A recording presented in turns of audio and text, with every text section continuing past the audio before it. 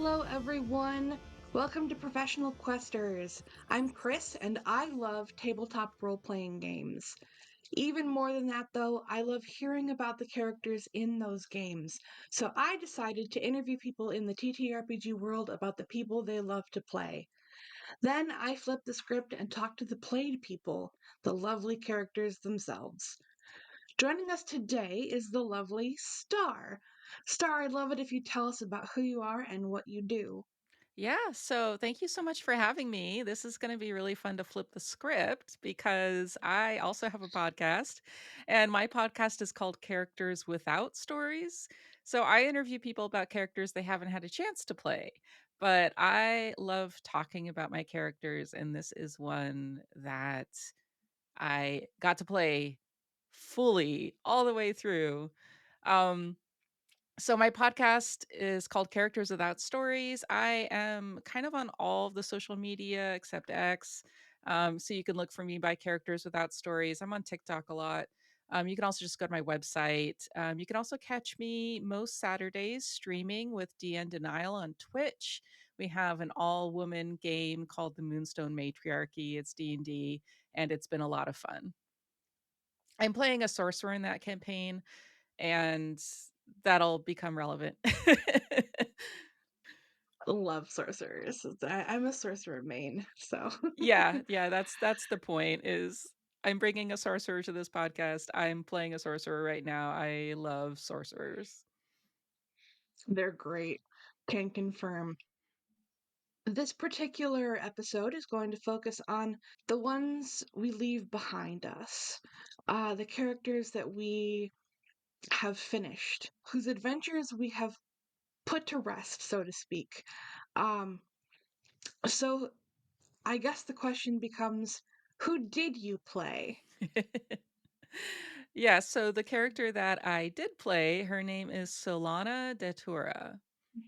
And Solana was a shadow magic sorcerer. We played in a campaign of Out of the Abyss. And I decided that shadow magic would be really fun because I did not realize that the Shadowfell and the Abyss are and the Underdark are completely different things.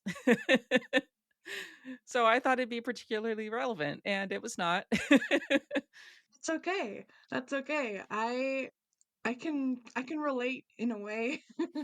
I play Shadow Magic Sorcerer right now too, and it's just like unrelated to the homebrew world that we play in. But my GM was like, "Yeah, I'll stick it in there somewhere." So let's start with the basics. Give me a physical description of Solana. Yeah, so one of the things that I love about shadow magic sorcerers is that there's actually a roll table for how the shadow magic like shows up in your physical Mm. appearance. And I didn't roll for this, but I saw that and I thought this is what I want to do. So she looks dead, like kind of half dead. Like not she doesn't look like a zombie, she's not decomposing or anything, but she's just very pale, almost grayish skin, white hair, kind of the color is gone from her. Her color is gone from her eyes. So they're just very kind of pale blue gray eyes. She's also pretty small and she's young. So I I tend to play either tall or short. And so she's on the short medium side. I think she was about like 5. Okay, to me short. She's average, completely average height, but to me because I'm a little on the tall side. So to me she was like 5'4" and I'm like, "Ah, that's short." But I mean, everybody who's listening is kind of be like, "What? That's not short." See, what I'm hearing is the entire thought process that I went through when I made my Shadow Sorcerer. Because I literally did the same thing. I was like, because I'm 5'8", so Mhm. I'm on the shorter side of tall. Yeah. So I was like, yeah, I'll make this character short. I'll make them 5'5". Yeah. And I can just hear all of my like really short friends rolling their eyes right now. Yeah. What is her lineage, may I ask? So That's interesting. I think that one of the issues that people have with sorcerers, and I tend to shy away from this idea of sorcery being like a bloodline thing or being passed down. I am a fan of the like exposure type. So something happened, like a trauma or something happened, they were exposed to some sort of magical energy that then manifests. So for Solana, it was not that her family like had any sort of lineage of shadow magic. It actually comes from trauma. And when I started, I tend to start my characters like I don't write in like a ton of like really bad trauma, and then through the course of the campaign, the DM is always like, "Yeah, that fucking sucked." So, I'm playing another sorcerer right at the moment in the streamed game that I'm doing, and it's kind of the same thing. Like I wrote into my story that there was this, person, okay, I have a couple of things that I do. I do sorcerers or characters that don't know their strengths, and I do people with shitty parents who don't think they have shitty parents. So this was both of those things. So in my backstory, I had written like that my parents, I had a sister who was just beloved. She was the golden child, and I was the ugly stepsister. And I didn't really know what that was about. But I was always, kind of trying to gain my parents' affection, but they were very strict. And so it was just kind of like I was always in trouble, and they would lock me in my room in the dark. And I didn't even think I wrote that into my backstory, and I was like, it wasn't even part of the origin of her magic. Like, I was just kind of like, I don't know where the origin of her magic is. It's just a thing that's unexplained. It just manifested one day and it's there, and she has to deal with it. And, through the course of the campaign, learned more about the origins of it. But written into my backstory is very, very simple. It was just kind of like this moment happened when she was like 14 or 15, where her sister, who she loves dearly, was coming of age and was going to be married off because they're from a noble family. So her sister was coming of age, they're going to be married off, and she had to leave. And Solana was like, I can't handle it. I can't be alone with mom and dad. Um, I don't feel like I'm going to survive without you. You're the only family I have that I love. And so she, her sister was leaving and she kind of just tried to grab onto her. And at that moment, her magic manifested, and like like shadowy hands wrapped around her sister and like just grabbed onto her. And she doesn't know what happened next because like she was knocked out. She was knocked unconscious in order to stop this magic from happening. She wakes up. She's, like, basically locked away by her parents in the dark and doesn't know what happened to her sister, doesn't know if she hurt her, doesn't know, like, what happened next. And so, um, like, spending that time being locked away, like, trying to find a way to escape, over I think it was, like, months or something. And again, I wrote this in and was like, "Yeah, my parents suck, it's not that big a deal, right? It's whatever." Side So, note. yeah, I mean, it's okay, right? Um, so she gets locked away and, you know, kind of looks back on it later and realizes that this is the source of her magic, that this trauma of being locked in the dark is where this developed. And later on, it really kind of like put all the pieces together. And the DM, I think the DM saw what I wasn't seeing in the backstory and was like, we're going to talk about this. We're going to put this on the table. Absolutely. So, in terms of, she's got this Is it she, her? Mhm. Yeah, she, her.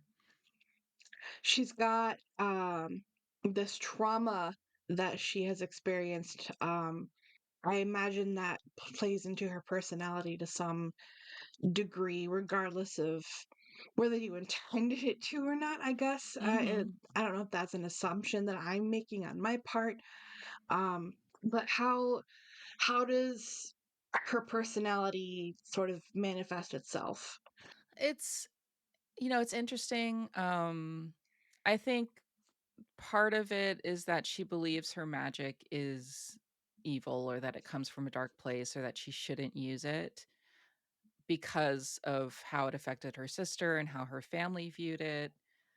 And then when she escaped, she was kind of singled out by the leader of a local thieves guild when she was living on the streets. I mean, she had nowhere to go. So, she got singled out because the leader of the thieves guild saw her magic and was like, "This is useful. We're gonna need you." And learn to wield it, but still kind of saw it as like a source of darkness in her life, a source of pain, and associated her magic with that. And so I think that's part of where the not recognizing her own strength, not believing that magic was a strength of hers, comes from. So definitely this feeling of inadequacy, of not feeling like you're part of the solution. You're not contributing, in the way that others might be. I think too, sometimes personality comes out from the roles. So when I started this character, I wasn't a super experienced role player. I didn't come in with a list of quirks or a very highly defined personality. But over the course of the campaign, just like a series of really terrible wisdom saves and of just situations where I trusted NPCs that we shouldn't trust. Out of the Abyss is a game where is a module where you shouldn't trust people. There will be spoilers for Out of the Abyss. So, I was too trusting, I think because I'm personally a pretty trusting person, and so one of her personality traits was that she was too trusting of people she shouldn't be trusting of, and that she thought, again, that that was a flaw and didn't see that as kind of a source of a positive trait to trust people. And just like pretty much all of my characters, just a complete bleeding heart, like will help people without being asked, like does can't stand to see people suffer. So I kind of bring that into all my characters. It would be very difficult for me to play an evil character. Yeah, I can definitely relate, as someone who I'm a natural empath, so it's very hard for me to, like, play a character who has no emotions, Mhm. even though even, like, stoic characters, I'm like, "I wanna say something," but my character wouldn't say it. Yeah. So, seeing as she doesn't, have that or the way she started out, I should say, I guess, we'll talk about how she developed in just a minute, but the way she started out, not really understanding the full strength of her abilities, and this is a guess, but maybe perhaps lacking confidence as well. Yeah, absolutely. How did that reflect in what her like motivations and goals were then, if she didn't necessarily know that she could do all of these grand and mighty things? Mhm. Yeah, I think that so Out of the Abyss starts off with the party being imprisoned in the Underdark. And so your motivation is to get out. And then you discover that there's all these demon lords stomping around and you must endeavor to stop them.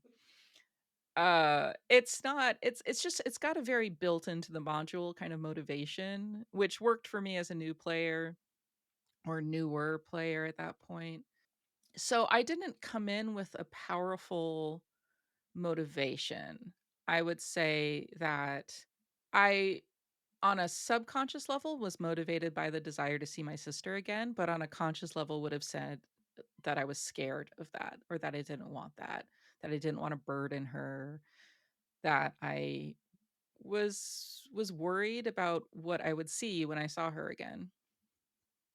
Um, I would say too, the primary motivation being running away, just surviving. She spent a lot of time just surviving and doing what she needed to survive, being thrust into some pretty terrible situations and then finding ways to deal with that. I think she was very good at surviving. She was very good at just, making sure that she got out of a bad situation. And I think there's kind of a stubbornness to that.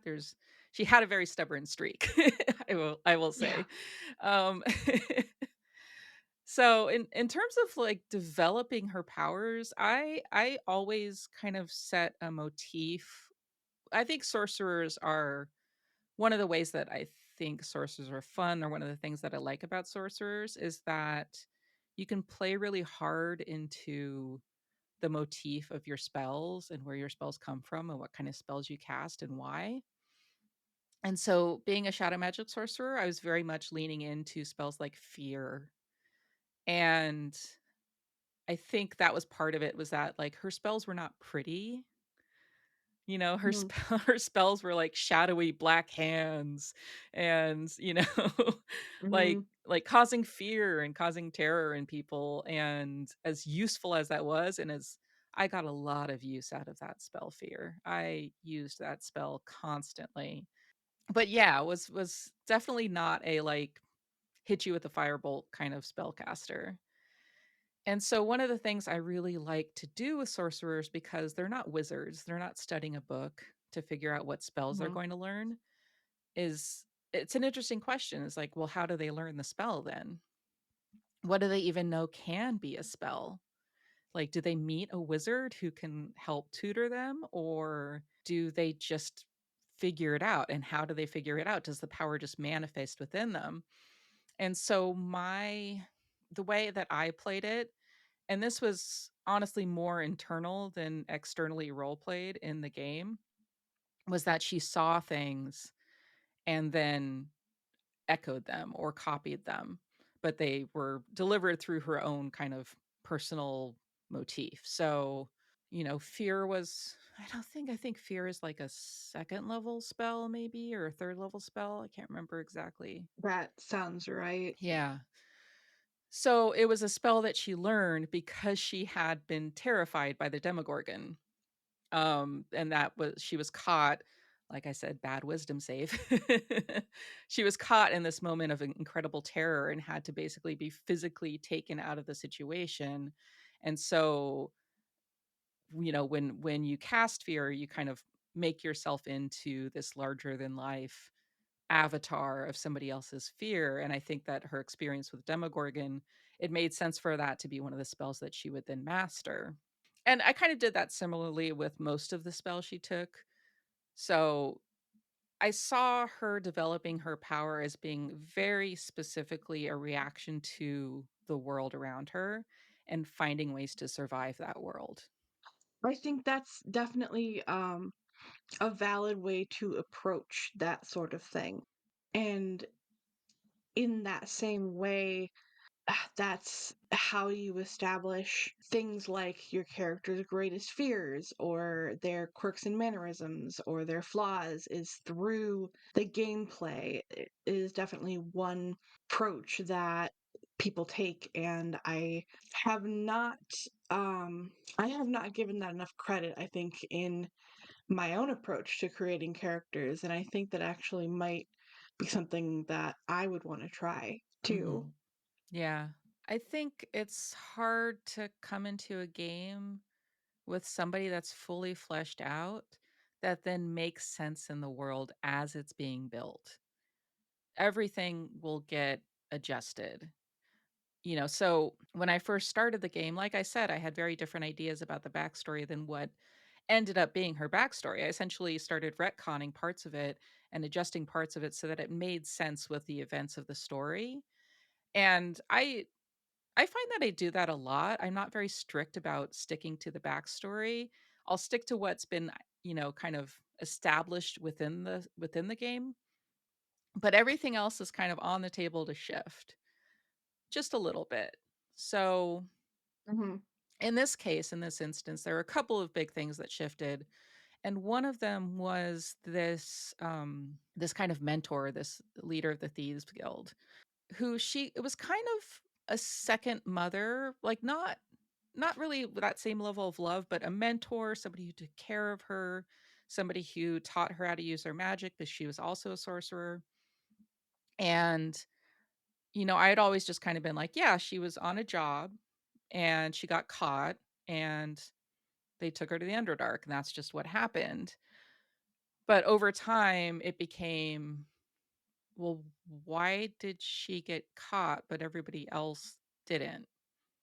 And so it became, she sold me out. She betrayed me. And, then it became even more of like, it's a contradiction within her character that she still trusts people, but her experience bears that out as not being a strength, right? I think a lot of people would be like, Mhm. yeah, that's a strength, that's not a flaw. But in her experience, that has hurt her many times. Mhm. Yeah, so I think that, you know and like I said, a part of that is just borne out by roles, by bad roles, by moments that happen in the game that make more sense if my backstory is a little different. And so I don't usually come into a game with a very clear idea of the quirks.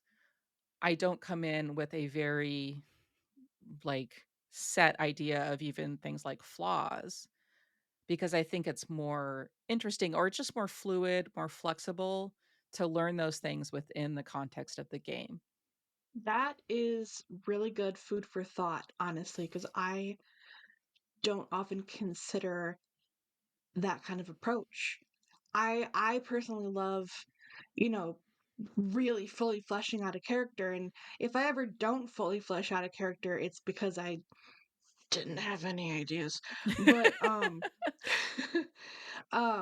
it it kind of never seems to occur to me that I could just let fate, I guess. I could let fate decide Mhm.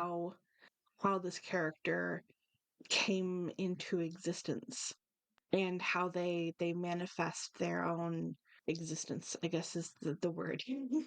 So I really like that answer. That's Mhm. really cool.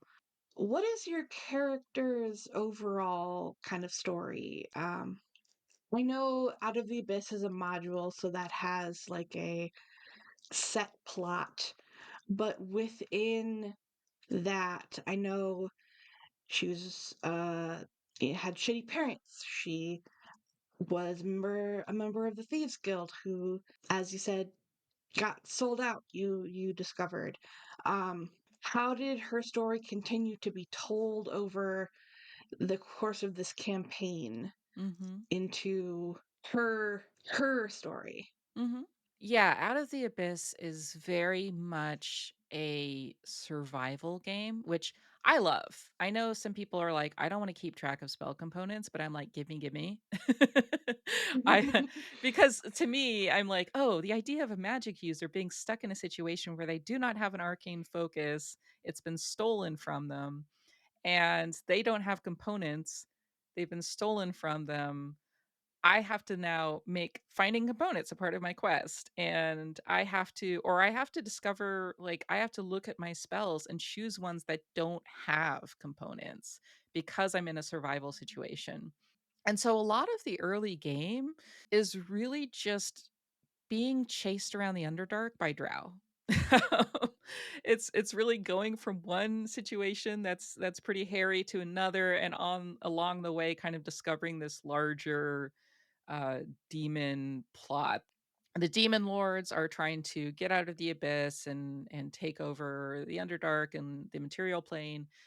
I can't remember how many of them there are, but they're essentially just like these, kind of gods of the abyss, these grand demons, and they all have their own kind of domains. There are parts of the Underdark that kind of belong to them in a way.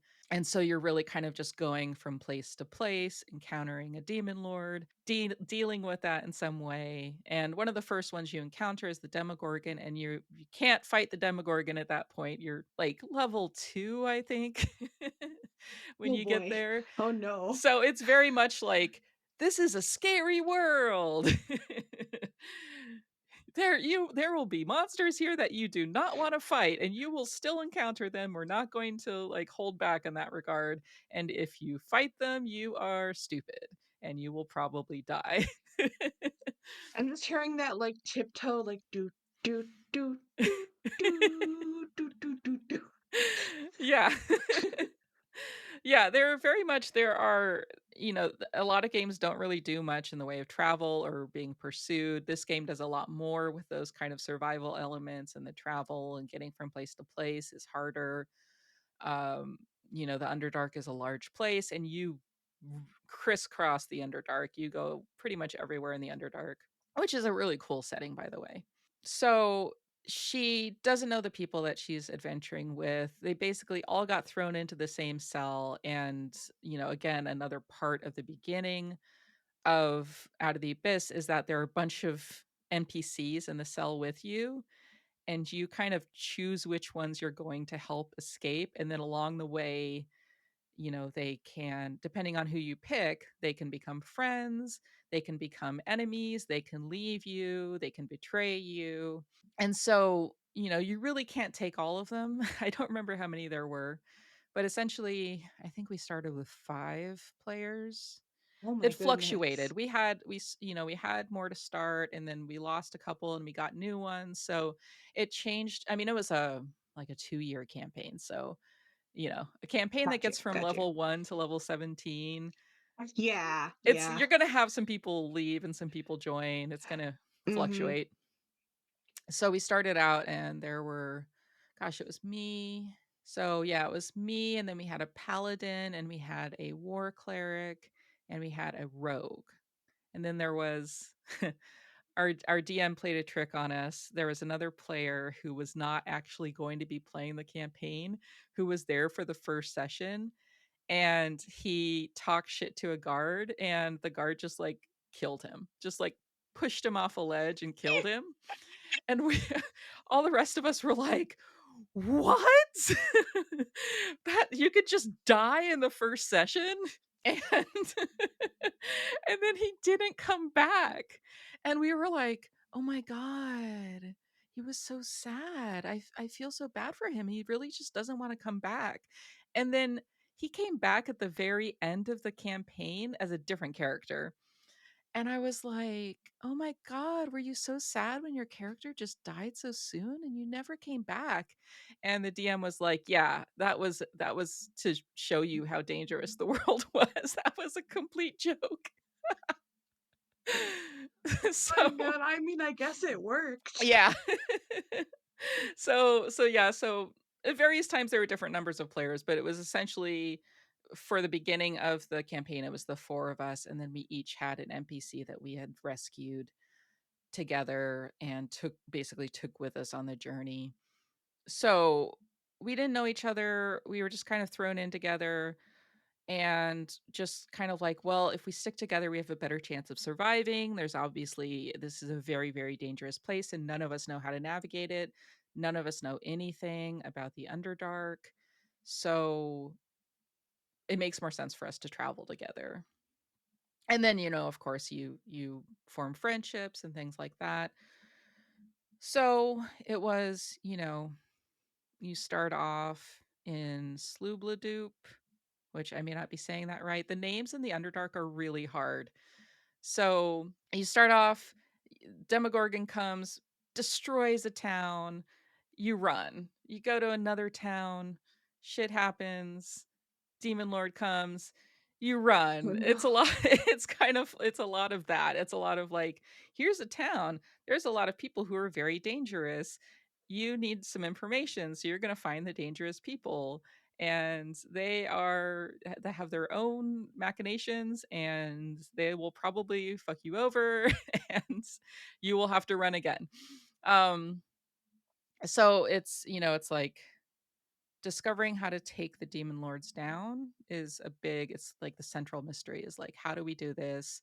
Obviously, they're super powerful. How can we get them to, um, how can we weaken them? How can we find a way to fight them? Do we want to take them on individually? There's lots of different, I think, I don't know how strict the module is. I don't know how strictly we hewed to the module, but essentially, we kind of fought our way, ran our way across the Underdark looking for information, finally found found a wizard who was like, "Hey, I can help you. I'm going to, find me these things, this list of things, and I'll make this amulet and it'll draw all of the demon lords to one place and and then you don't have to deal with them. They'll just destroy each other." And we're like, "Cool, let's do it." So the list, I mean, the list.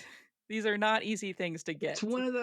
Yeah, so one of it's those like crazy fetch quest lists. yeah, so it's the intact egg of a purple worm, the central eye of a beholder, feathers from 6 different angels, the heart of a Garistro, tin mask, which are special mushrooms, and, uh, blood or ichor from a demon lord, and Oh boy. then a grimoire in Menzoberranzan.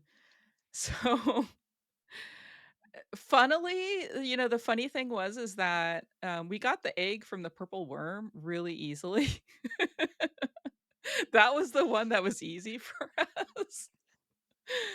Um, the heart of a Garistro was really funny. That ended up being the one where we were like ended up fighting Yenogu when we didn't really need to because we thought we needed to fight him because he was going to take our Garistro heart and we needed that. So Oh no. and then the DM later was like, "Why did you do that?" And we're like, "We needed to get the heart." And he was like, "He wasn't gonna take the heart. I don't know what you were thinking." And, we really should not have been fighting Yenogu at that point, and we probably would have all died. But the paladin was like, I'm just gonna stay back. You guys run. I'm gonna die for my cause." And we were Oh, like we were like, "No, don't do it," and he was like, "Go without me." And so we ended up leaving and kind of like not going that far and being like, "Should we go back? Should we stay? I don't know what to do." And he was like 1v1 Yenogu. Like we had taken out all of the minions and stuff and we were just fighting Yenogu and we weren't doing poorly, but we were hurting. We were kind of like we were spent, we were injured and it was pretty apparent that Yenogu was not doing so poorly and could continue to fight us for a long time. So basically, through a series of really amazing dice rolls, the paladin like got Yenogu to go away. Like did not kill Yenogu, but managed to defeat him enough to get away. And so he survived, which was very surprising. We all survived Yenogu. Um, but yeah, it was like, going to different cities in the Underdark, talking to people just over the period of time, growing in power, growing in strength, and then going on this like ridiculous fetch quest. And then, when we got all of the items, so we're going around, we're finding all these items. And at this point, we already know about basically what all the demon lords are up to, what they're doing. We haven't met all of them, but we'd fought Yenogu, we'd seen the Demogorgon. We I don't know if we'd fought Dweeblex by that time or we may have already fought Dweeblex and God, the mushroom one. I can't remember her name. Anyways, the mushroom one. Um, so we'd already kind of taken care of some of them and or at least interacted with some of them. And we're going on this massive fetch quest. We get all the items. We're going back to the wizard and we're in Menzoberranzan because that was the last item we needed was this grimoire that had belonged to this wizard called Gromph Bainray, who was he was a as a male in drow society, did not have much power, but he was from a very powerful family. The Bainrays, incredibly powerful. And the queen of Menzoberranzan, the queen of the drow, was a Bainray. So Gromf decided to raise all of these demons from the abyss. He's the one responsible for all of this. So this other wizard is helping us, and he's like, get us all this stuff, get us this grimoire. And so we go to Menzoberranzan to get the grimoire. We get caught stealing it. And and the reason we get caught stealing it is because we're leaving town and our DM is like, there's a food truck outside of this wizard tower. And there's a line of people. They look like really, really good gyros. Like, you should like, the kebabs must be really, really good. And we're like, "Nah, we don't need to do that." And then, of course, one of the players is like, "Yes, I'm gonna go to the food truck, and I'm gonna go and get myself a kebab." And I was like, "Oh my god, this is not going to go well. This is obviously a trick that the DM put in here to trap us. He knows he can get us with food." So, of course, they go to get kebabs, they get attacked. I'm, like, hiding in the shadows, like, "No, you guys don't do it." And then trying to, like, you know, from the shadows, like, trying to, like, save them, and then just being like, I can't do it." We all get caught, we all go to the queen, manage through some a little bit of deception, manage to get out of that situation, by giving up. I had a wand, a treasured wand that I had stolen from a drow woman very early in the game. I can't remember exactly what it's called, but this wand would shoot out like a sticky wad of glue and it would trap people. So it's kind of like web, except you could not Mhm. destroy it. So it would trap Oh. people indefinitely. Like, you needed alcohol to dissolve it. And I loved this wand. I made good use of this wand, and I was very sad because in order to get out of Menzoberranzan, we had to produce a drow artifact that we had stolen. And so instead of giving them the grimoire, I said, "Okay, I have this other drow Hmm. artifact," and gave that to the queen, and she bought it, that we had all come, and this was the only thing that we had stolen. So we managed to get out of there alive, and so we're going back, we have all the things we need. We have the grimoire, we have all the eye of the beholder, we have the egg, we have all these things.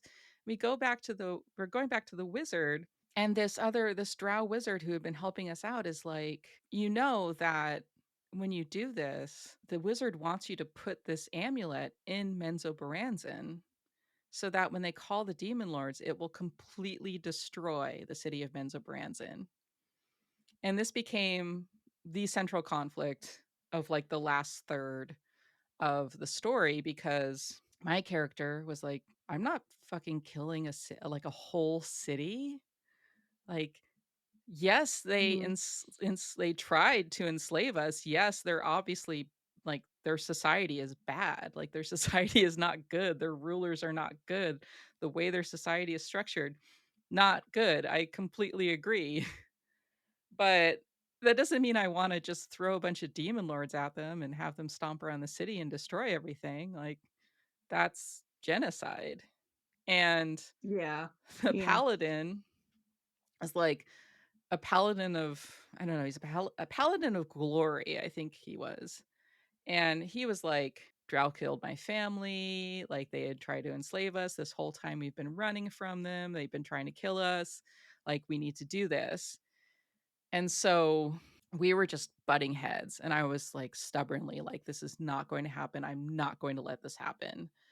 And the other player was like, "I am not going to let this not happen. This is going to happen." And we were just at loggerheads. There was no way we're going to resolve this. We could not talk it out. We spent months of out of game time having this argument. And it was just like we were getting nowhere. So it finally came down. It came to a head, and there were four of us. the cleric was on the paladin side, and then we had a ranger at that point in the game, and the ranger was a little undecided, and I was like, "Come to my side, be on my side," convinced him that I was in the right, and also, like, I think promised him some money or something. And Grease the wheels a little yeah, bit. I greased the wheels. I was good, Solana was a good manipulator, was good at, like, diplomacy, and she's a sorcerer. Charisma is the main Yeah, stat, yeah, I right? was gonna So it say was like sorcerer's got that charisma. right, she was really good at lying. So she convinced this other character and the other player, and I had, like, a moment where we were in Discord chat with each other, like, what are we gonna do? How are we gonna get out of this? What are we gonna do? And we decided that we were going to take the amulet and run and essentially split the party. So we send the DM a message and we're like, we're gonna run. Like we can't do this. We're not gonna do this. If we stick with the party, they're going to do this genocide and we can't do it.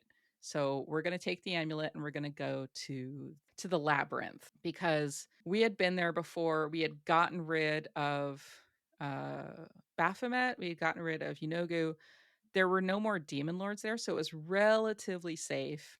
There was this whole thing with this, I forget exactly the name of it. It was like a modron, like this big like ball of machinery, and we if you activated it, it would, like, basically wipe the area of anything abyssal, and so that was a really very momentous session. I nearly died, like, multiple times, but we had, like, established that this was a place where we could be relatively safe. Let's go there.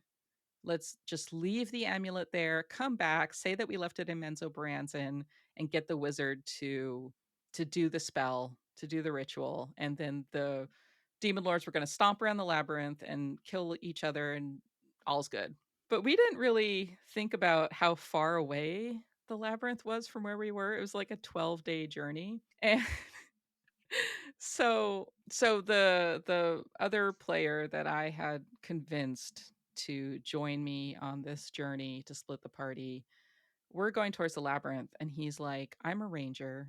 One of my skills is that I can just run and run and run without getting tired. I, can go so much faster than you can." He's like, we don't have much time. The longer we're gone, the more suspicious it's gonna be. I'm just gonna run ahead of you. I'm gonna go to the labyrinth and I'll come back and I'll get you on the way back." Well, then that meant that we had split the party 4 ways because the cleric and the paladin had split up trying to find us. So we were like in 4 different games at this point. Oh my god. So so Oh, that sounds like a it was DM nightmare. I know, I felt so bad, like, right after it happened, I was like, I'm really sorry. I just don't know how to square us committing genocide. Like, I will quit the game before I let this happen." And so we split the party, and he was like, "Okay, well, this is a lot more dangerous than you think it is, obviously. So some shit is gonna happen to you on the way there and back." And we do the calculation, and we were really high level at this point. I don't know, like maybe like level 14, 15, something like that. So we do the calculation, and he's like, if I throw this many encounters at you, this is how much damage you can do per turn. This is like how sneaky you can be. How would you handle going into these random encounters? And we did the math, and we are like, we're not going to die. Like we'll make the journey. So that kind of was off the table. But he was like, let's do individual sessions. So he and I did a session, and he was like, all right, so Grazit comes to see you. Grazit is a demon lord. So he's like, Grazit comes to see you. And I was like, okay, this is not what I was expecting. Grazit is the demon lord of pleasure.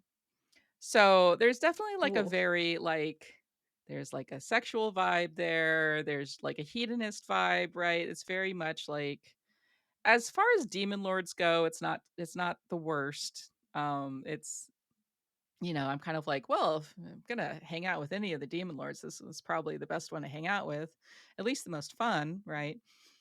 so, Mhm. so Grasset comes, talks to me, my character, and is like, look, I don't want to get killed. I know what you're doing. I know you're going to put the amulet there and all the demon lords are going to fight. So, I'll join you and I'll help you fight the demon lords as long as you don't kill me. And I was like, that's not actually a bad deal. Like, you know, having a demon lord on our side isn't such a bad deal, right? And if it means Yeah. that we avoid genocide, then, you know. And this was not Make it like the dice interesting. being like this was fully the character's choice because I rolled all the wisdom saves. I By that point I had taken the resilient feat because I was like, I'm not going to fail anymore. This is my character growth, is I'm not going to fail any more saves, any more wisdom Mhm. saves. So the wisdom went up for the character over time. But so it was like not a check. It wasn't like she had been like seduced or deceived or anything. It was like she knew exactly what was happening. This is the offer on the table, and was like, this is not a bad offer. And he was like, okay, well, you're gonna sign a contract. Like a essentially a devil's bargain. Like it was written in blood, a contract you cannot break. And we figured out what the contract was. Mhm. And so I was sitting on this contract. And there's a whole other thing that happened with this like one instance with Grazit. I We can come back to it and circle back to it because I don't want to take too long with this. But essentially, I came back to the party. I had this contract. I was kind of keeping it a secret. I didn't want to reveal it when there were only two of us there. So I was like, we're going to have to get the party all back together so I can reveal this big secret and we can actually talk about what happened. And so I do that. Of course, they're all like, oh my God, you made a pact with a demon lord. And I'm like, yeah, but it's actually a good idea. Yeah. As And then they're one like, we're going to does. get you out of this contract. And I'm like, like, it's not the worst contract.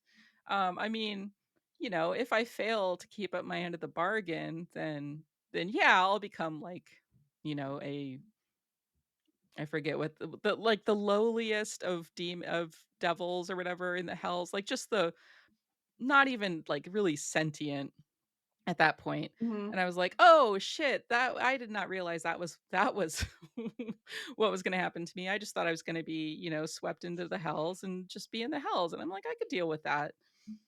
So, all of this comes out. They're all like, "Oh my god, I can't believe you did that." And I'm like, "Well, I don't, we left the amulet in the labyrinth. We're not gonna go back and get it. Like, we're not gonna do this." And the paladin was like, "I'm gonna go back and get it." And we're like, "No." So Oh my gosh. then it became like finally me and the player at the table. Just I was just being like, "Okay, let's like fucking hash this out because we have to make a decision here." And the DM was like, "Okay, we're taking a vote. We're doing a vote now." So so we did a vote. We didn't commit genocide. Very good. Very good outcome there. Very happy about that.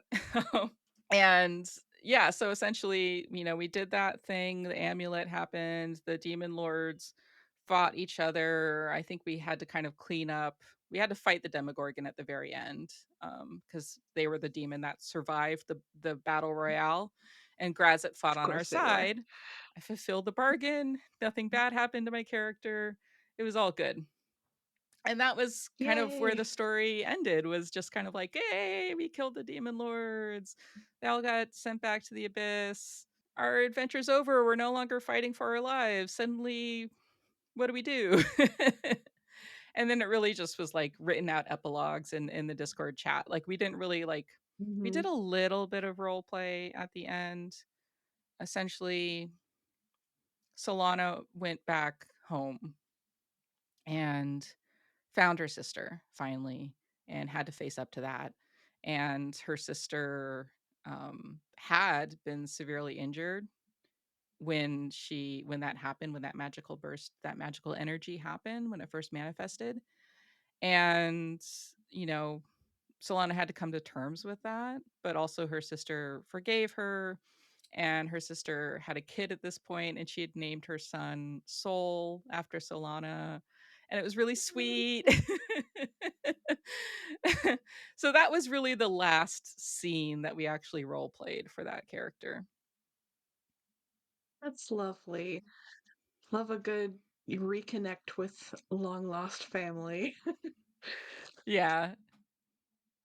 So through all of this, very long campaign and everything, is there like a particular story of Solana or a moment that stands out the most for you, like in your mind?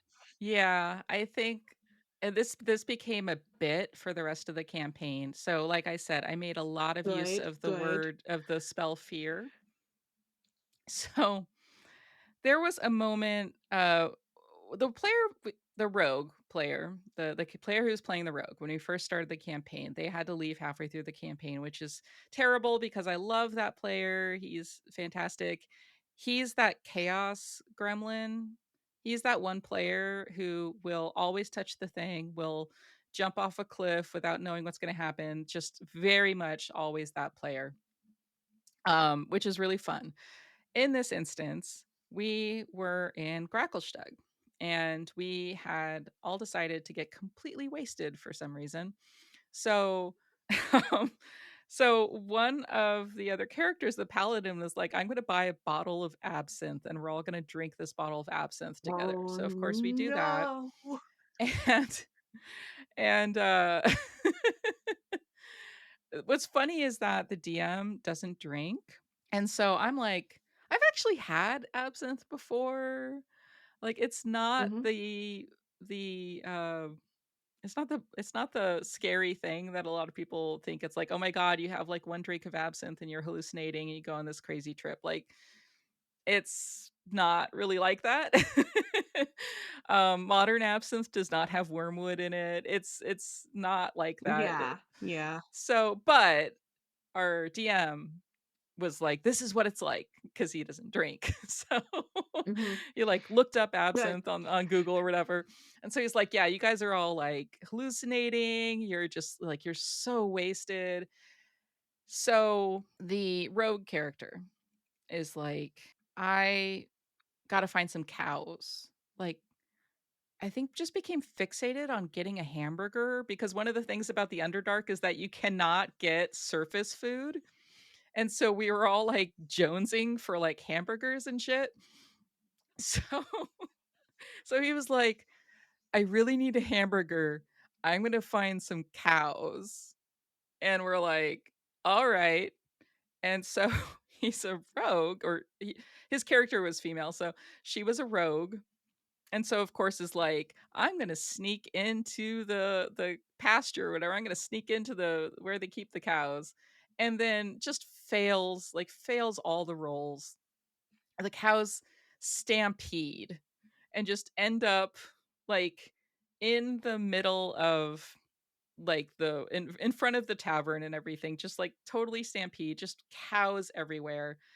I'm still in the tavern, like, not having No. any idea what happened, just kind of like, "Oh, there's suddenly fucking cows stampeding outside, what is going on?"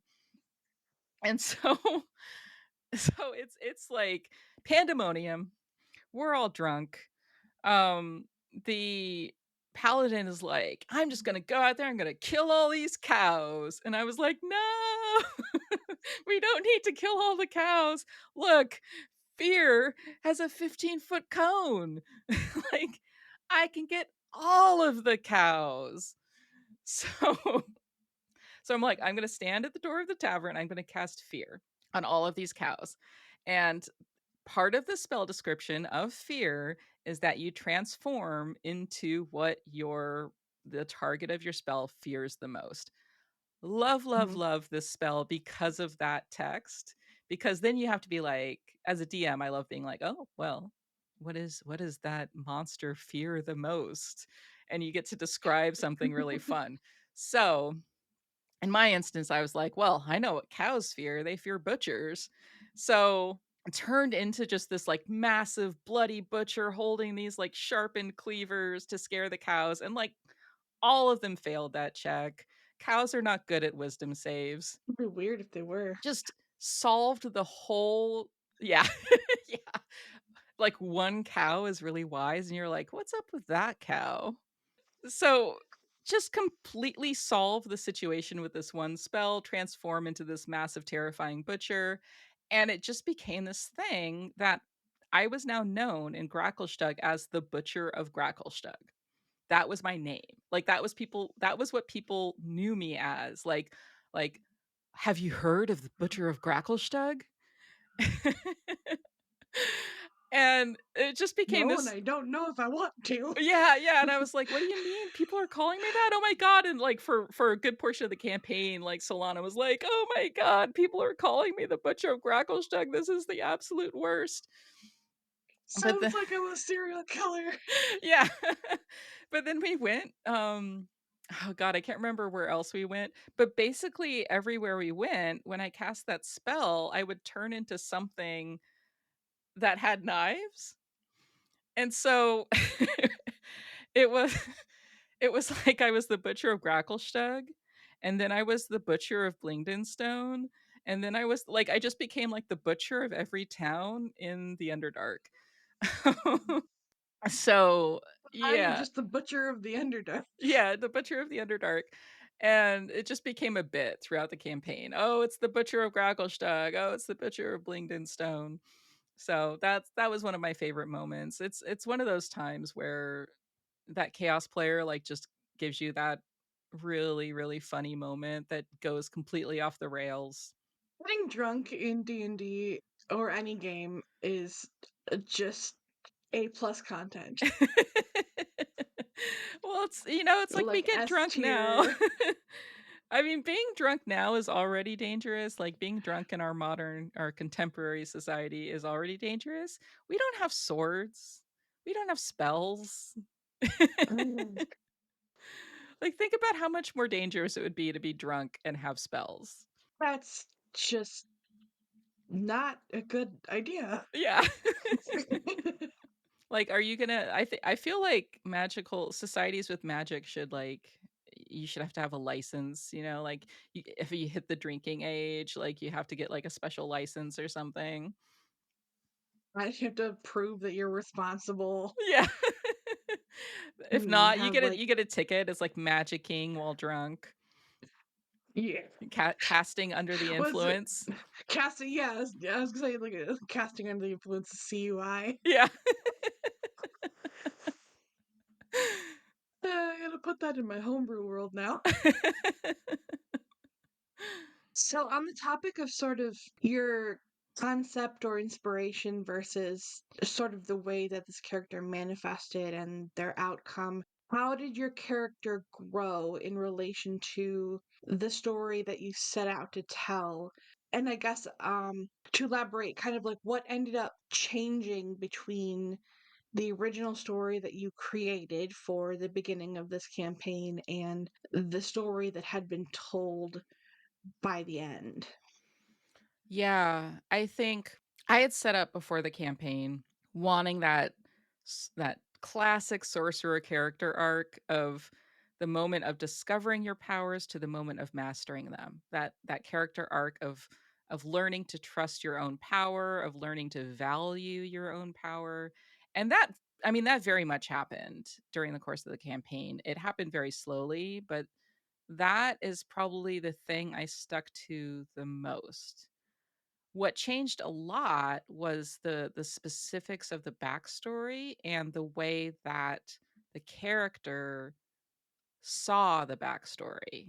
So, her kind of having a different frame of reference and being able to look back and go, "No, that was actually really a lot more fucked up than I thought it was."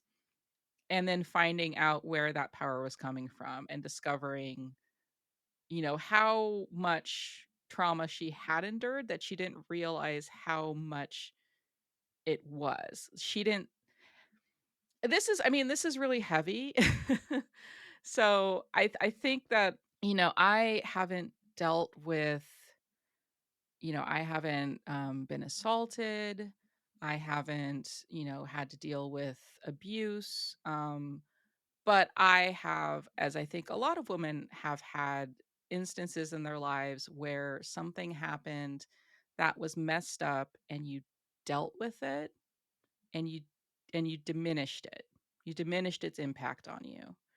And I think, and then, and this may date me a little bit, I growing up, Me Too hadn't happened, right? People weren't recognizing things like that for what they actually were. It was just like boys will be boys, like very much like these kinds of situations.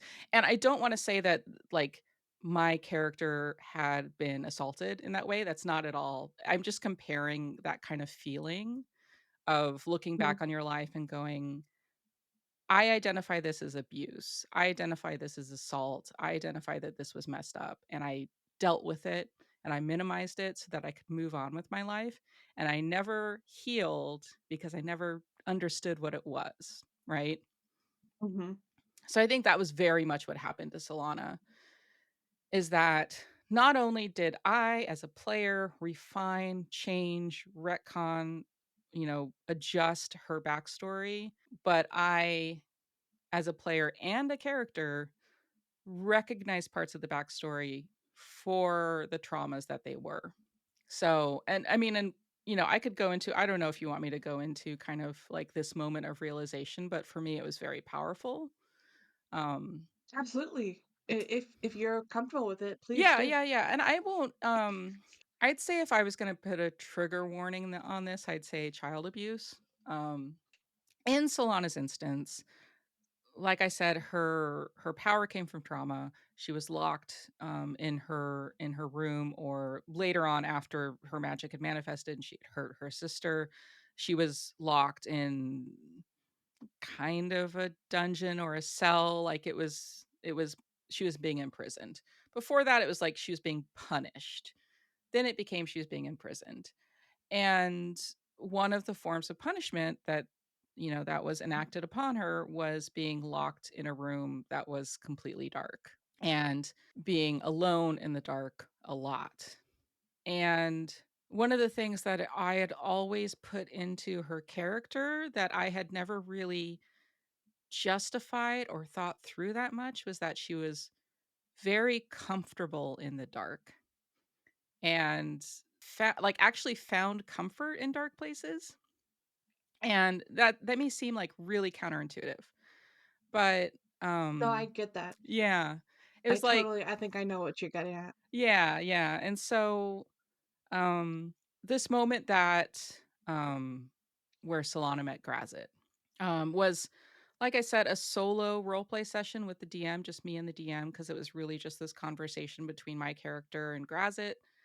And one of the things that happened in that conversation was that I mentioned, I said, well, like, I don't know where this power comes from that I have. I don't know why I have this power. And, Grazit said, well, shadow magic, it comes from the Shadowfell. And the Shadowfell, where the Shadowfell intrudes into the material plane, where it connects, like those places where that veil is a little thinner, are places of darkness.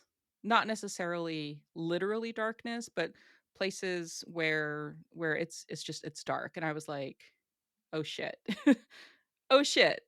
Like, I have been trapped in the dark for so much of my childhood, and now this makes sense. Now I see what this was. I see that this was abuse. I see that my power was not something that I had because I was born with it out of some accident of fate, and my parents had hidden a lineage that I didn't know existed.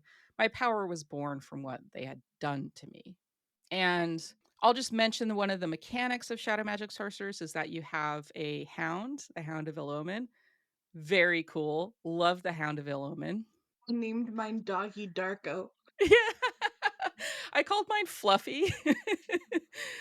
And which is funny because the Hound of Ill-Omen, I don't know, You could look up the picture for it. It is not a fluffy, cute dog. No, it's like weird and slick And and dark and gross. terrifying. Yeah, it's terrifying. Yeah. It's a monster. So part of it was just the irony of it being named Fluffy, but the idea was that I had a relationship with this dog. This dog was a source of comfort to me, and that I had formed the relationship with this shadow dog when I was alone and needed something in the dark to comfort me. That was when the hound started coming to me. And so that just became like, okay, in the course of that session, the DM really, I think, recognizing in my story what I didn't recognize as a player, what my character definitely didn't recognize. I think he saw that and was like, "Ooh, let's draw this out. Let's make this plain and talk about this." And so not only did like that was like a pivotal moment in terms of character exploration, but it also kind of made this bond between Solana and Grazit so that it was like more than just I help you, you help me, but kind of like we have this connection because we shared this moment that was and now linked to this really powerful realization in my life. Yeah, I know the feeling. I'm thinking exactly of a moment that I had in one of my campaigns. And so it's very those profound moments are like I think where I mean probably like duh, it's where character development occurs, but like it really is though. Mhm. Um it's stuff that like I think one of the best things a DM can do is take an NPC and have them point something out about a character that that character never really thought about. Yeah. And it changes that character's world. Yeah. Yeah. I love that. Yeah. And I've done it a couple times with my own players, and it never gets old.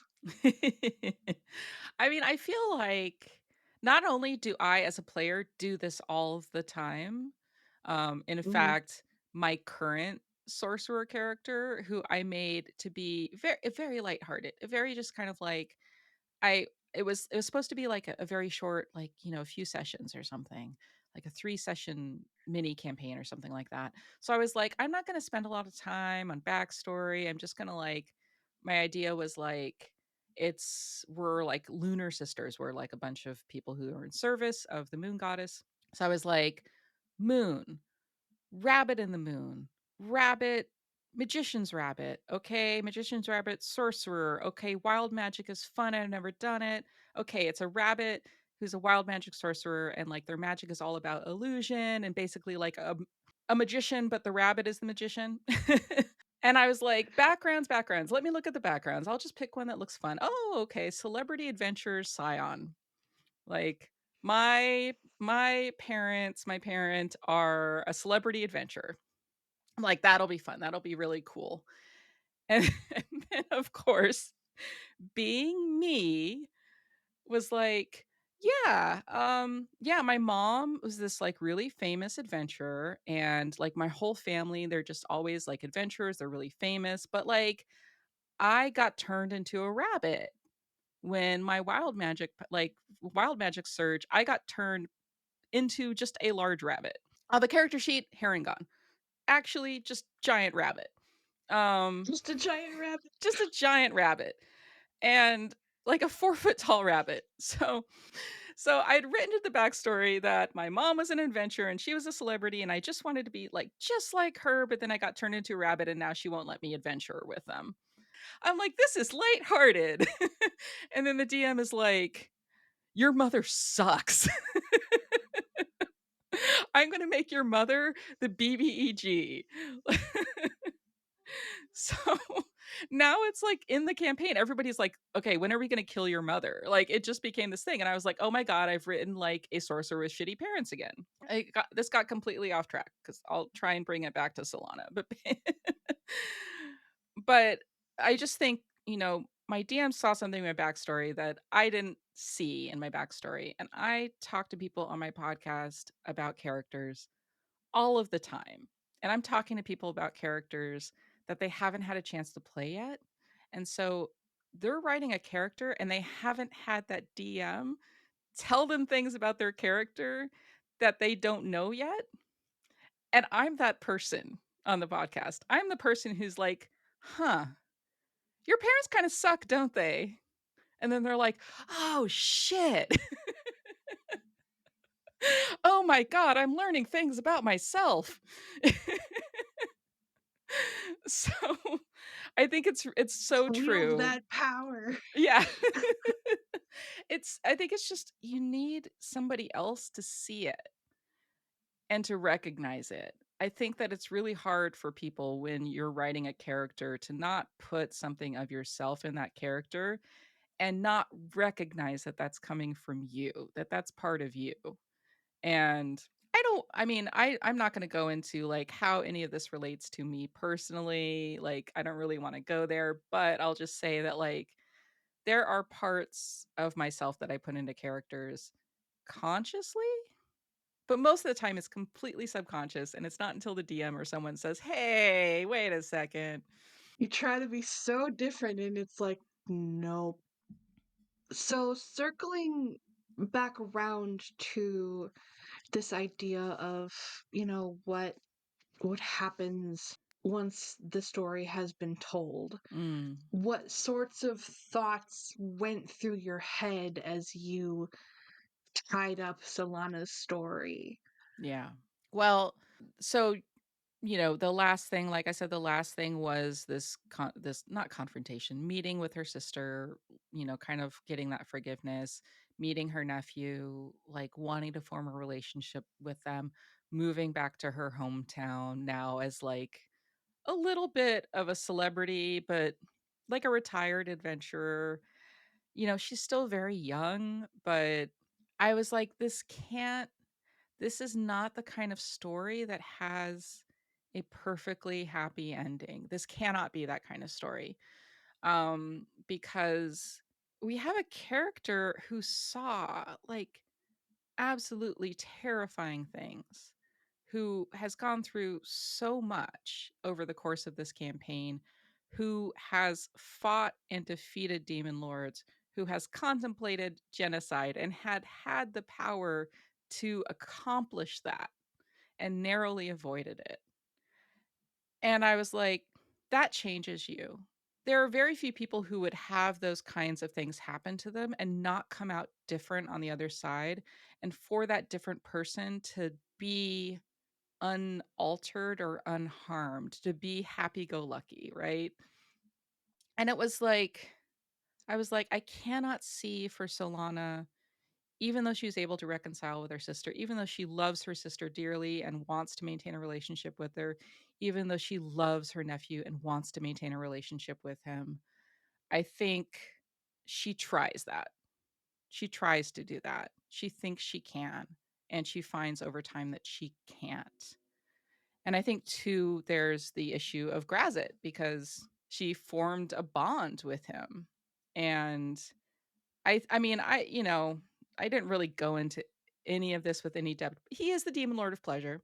So there is like, obviously more going on there than like friendship. But also I was like, you can't he's a demon lord. He's not just like the lord of pleasure, right? There's there have to be repercussions there. It can't just be like, "Hey, let's have a good time," and then, like, "I'll call you later. We're all good." You know what I mean? He's a demon lord. Yeah. He does bad things.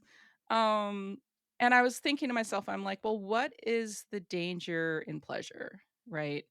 I don't really wanna take this in, like, an assault direction. I don't wanna go there. So, like, being a consenting adult, getting into like a relationship with a demon lord, what is the danger there? Where does that end up? How does that become a problem? And I was like, well, here you have a character who is trying to kind of play act a normal life, who is becoming increasingly increasingly obsessed with a demon lord, like sexually obsessed with a demon lord. And I'm like, that's not gonna go well. So I'm like, you don't just like drop it and move on with your life. So there were a lot of kind of loose ends at the end of the campaign, just kind of like, well, here's this dude, Gromp Bainray, who nearly destroyed the world and got away with it and is still living, and I know where he lives.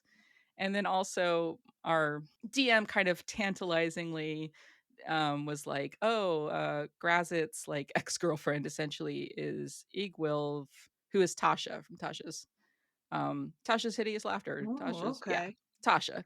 So, she's got a really long story, it's very complicated, but she's essentially Grazit's ex-girlfriend at this point in the story. And one of the, like, few people that was able to kind of, remove herself from that relationship. And so I was like, "Okay, Solana's got some plans." First off, Paladin was like, "You're gonna help me take down the drow slavers because you didn't let me kill Menzo Branson. We're gonna, like, fight some people." I was like, "Okay, I'll do that for you." And then I'm like, "And then I'm gonna go find Gromp Bainray, and I'm gonna kill him. Like, he ruined so many lives, he's gonna die." So I'm like, "Okay, that's the next step." The third step, knowing that there's this increasing obsession, is find Igwil, find Tasha, and figure that shit out. And I don't know, I didn't really plan past that. That was kind of where I left it, was like, she has goals, she has quests, she has things she wants to do that she thinks might fix her life and allow her to have the happy ending. That probably won't. That might help resolve some of these things, but it's not gonna take away what happened. It's not gonna, like, magically make these memories stop happening. It's not gonna make her sleep at night. She is still a shadow magic sorcerer in a world where that's kind of not really. I think a lot of people probably be like, oh, Hmm, maybe not so yeah. great. I don't know if I want your, like, crazy monster dog around. It's a little weird." His name is Fluffy. Yeah. "Oh, here's Fluffy," all the children run. No, no, he's really sweet. Like foaming at the mouth. So, as a last sort of question, Mhm.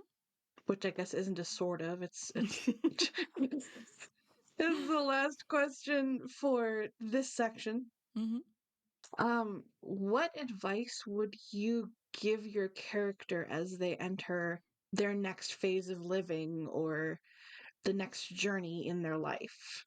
After the campaign, Mhm. I think I would tell her that she should do the things she wants to do. She should go on those quests that she wants to do, but don't expect that that's gonna make everything better.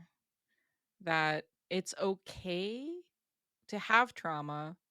Pretending it doesn't exist isn't going to serve you, is not going to make your life okay. Um, and you're gonna have to deal with that. So if you wanna have a relationship with your sister, if you wanna have a relationship with your nephew, figure that shit out. Figure that shit out. That is A plus.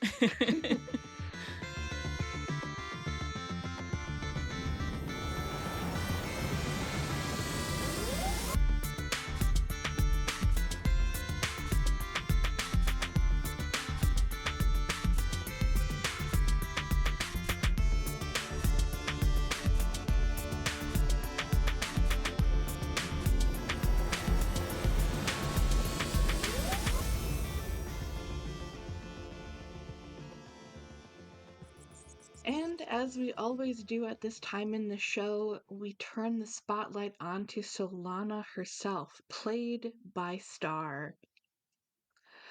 Solana, Mhm. what got you into adventuring or made you want to be an adventurer? I I never wanted to be an adventurer. I was just trying to survive. That seems like such a strange question, as if I somehow set off with my shield and my sword and went off to save the world. That was never the plan, and I don't think it would be the plan even now. I don't know that I would want to set off into the world and fight demon lords. Well said. I think I would agree. Although you'd be surprised how many do take their sword and shield in hand and set off to slay untold monsters. It's not very wise. I don't think that that's a good idea. It's dangerous. I think I'm inclined to agree. So you've been on this epic adventure. How do you feel about the way that your quest went? I I wish I could have done more. There were parts of the journey where I feel either through our inaction or our mistakes that were made that we people died because of choices that we made, because of mistakes that we made. And that haunts me a little bit. I know that in the end, the sum total of what we did is good and that it's far outweighs any harm that was done. And I know that we always had the best of intentions. Well, maybe not always, not all of us, maybe, but it's hard to have this much power and not feel like you should have been able to do more. So, my next question was going to be, is there anyone who fell along the way or whom you had to leave behind? It sounds like there was, and it sounds like that definitely had an effect on you. Is that correct? There were a lot of people from the very beginning. There were a lot of people that we traveled with that for some reason or another stopped traveling with us, and most of them left and didn't die. Um, my friend Scarlett, I miss the most, and she didn't die. She just left. She just had other goals, and I will probably never see her again, and that hurts. I think when it comes to death and loss in that way, I was lucky in that I didn't lose close friends. I didn't lose members of my party in that way.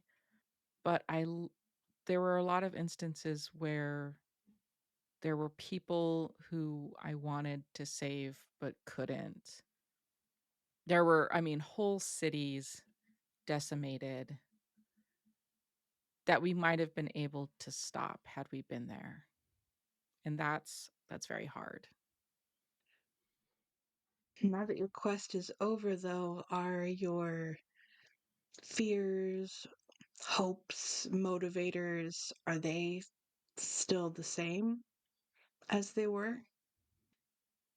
I think before everything, I really just I didn't have like a 5-year plan. I was always going from one terrible situation to the next, just trying to make it through.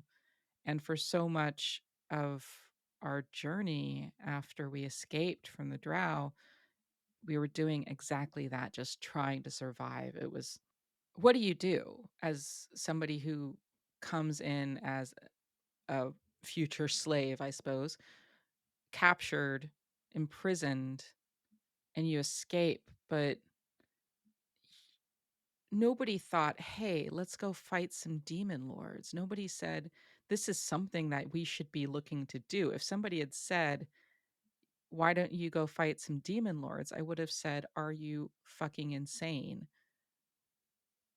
So, it always just felt like I was going from one moment to the next, just trying to keep ahead of death and destruction and trying to do the most I could do in the world to help people, and it never felt like I had time to think about what I wanted to do until after it was all over. And I think I felt really unmoored at first, and it became easier for me to look at the things that I wish I had been able to do or the ends that needed to be tied up and to tie those up and to focus on that and to keep going with the same plan. I don't know that I still have a long-term goal. I think there's something I think I feel a little bit that I'm still being chased by death. Death and shadow surround me, and it's useful, but it's not the kind of thing that endears you to people. Is there anything is there anything that you did that you're proud of? Something a moment on your journey that you can look back and say you feel good about it? Oh, yes, absolutely. I stopped a genocide from happening. That's I there may be people who look on that and go, "Well, if you had killed everyone in Menzoberranzan, then that would have been a net good for the world," but I can't imagine that many people would have looked at that as a badge of honor. I am certain that there are drow who live in Menzoberranzan who don't want to be in Menzoberranzan, but have no choice, that there are people that don't believe that their society is doing the right thing and have no choice, that there are children in Menzoberranzan and that those people are alive because of a single choice that I made and that I stuck to and that I did everything in my power to live by. And I think that that promise is the thing that I'm the most proud of. Is that then something that you think feeds your motivation to keep utilizing this, I guess, attraction to death and darkness that you seem to have or that seems to have for you? Is that the reason that you keep that going without, or does it provide a reason to not fall into despair because your abilities revolve around a, I guess, traditionally dark and taboo, quote unquote, area? Yeah, I think people on the outside would look at my power and its link to the Shadowfell and would find that terrifying, and I understand that. I am comfortable in and around shadow. I've been to the Shadowfell and have found it comfortable in ways that I know other people don't. Other people that went with me to the Shadowfell found it profoundly disturbing and troubling.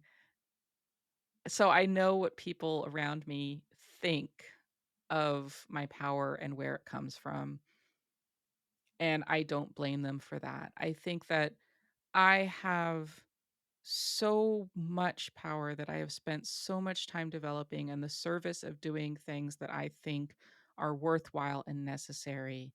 And I think it would be a waste of that power for me to not use it, even though continuing to use it keeps wounds open. It's hard not to cast fear without seeing all the times that I've cast it in the past. It's hard to not, you know, it's hard to cast disintegrate and not see the times that I cast it before. So so yeah, it's every time I use magic, it brings all of this up for me. But it's useful and it's important. So, is that the sacrifice or the exception then that you are willing to make in order to maintain this power that you have put so much time into and care and effort into? It gets a little bit easier. It has gotten a little bit easier over time.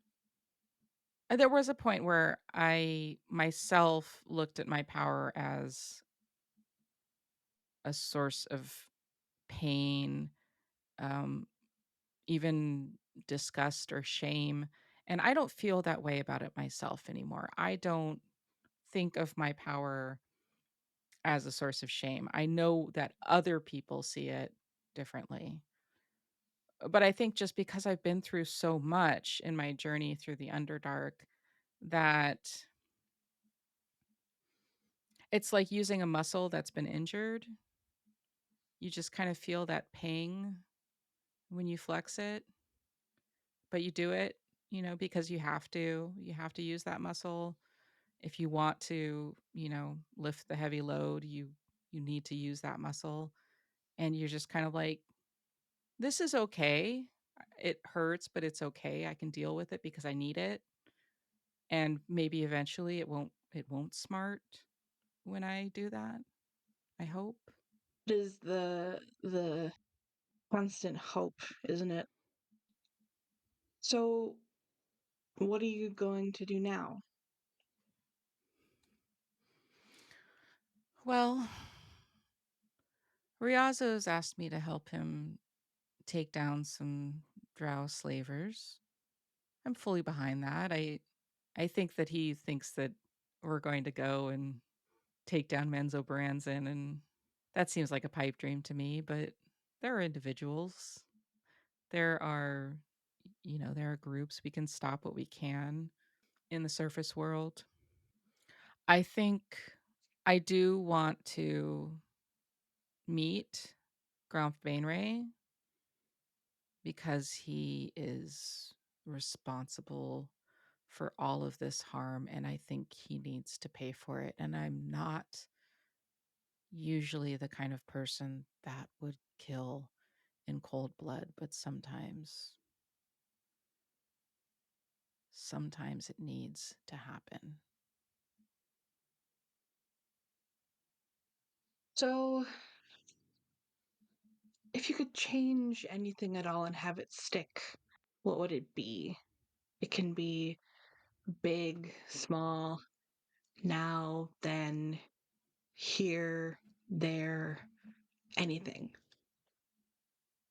I think if Grumpf had never discovered what he needed to discover to cast that spell, then I would be, a lot of people would be in a very different place. I think that's a lot of power.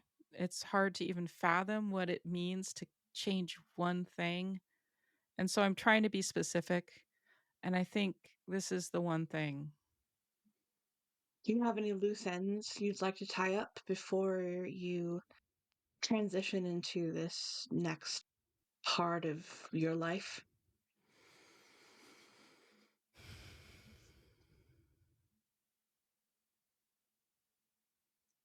I might have to say goodbye to my sister and my nephew for I don't know how long. Calling that a loose end seems imprecise. I don't really want to tie that up, but it's something that will come up when I set out with what I plan to do. I know at some point I'll have to deal with the fact that I'm spending maybe a little bit too much time in the Shadowfell with Grazit.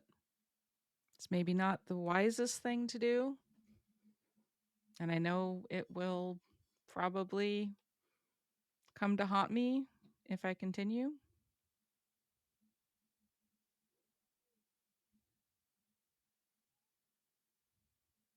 Favorite color?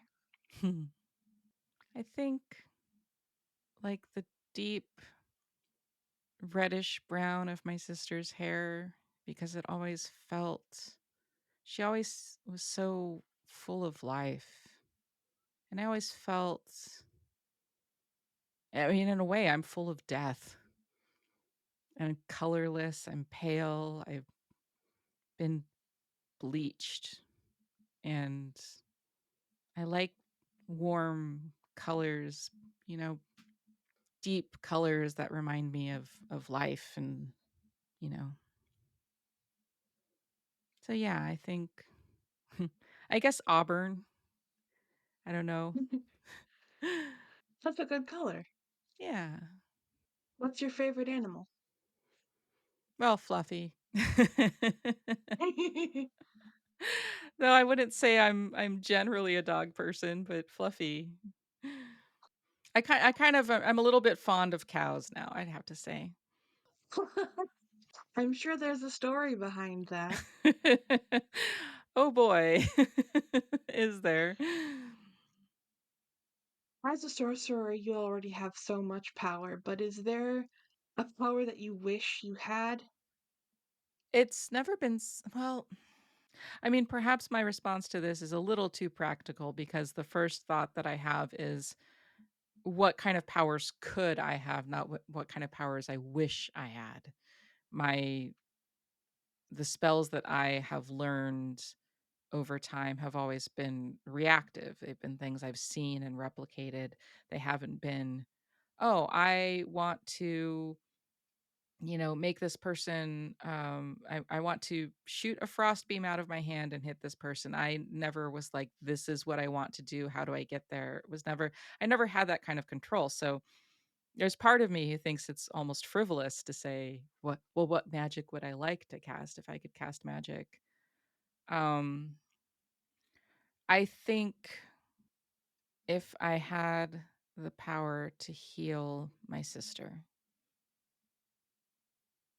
I think, yeah, having the power to heal, it's something I've never, been able to do.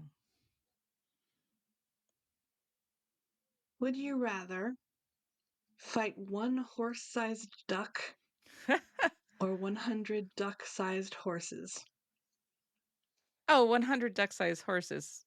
I mean, that's like one fear cone away from, that's nothing. I fight big mobs like that all the time.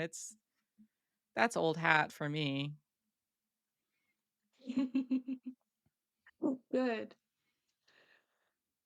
What advice would you give your player as they say goodbye to your adventure?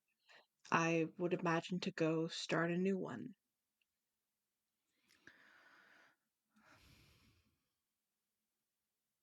Don't worry about me. I'll be okay. I I think we ended in a good place, and I think that you can move on and feel that we accomplished what we set out to accomplish. Well put and well said. So, thank you so much, Solana.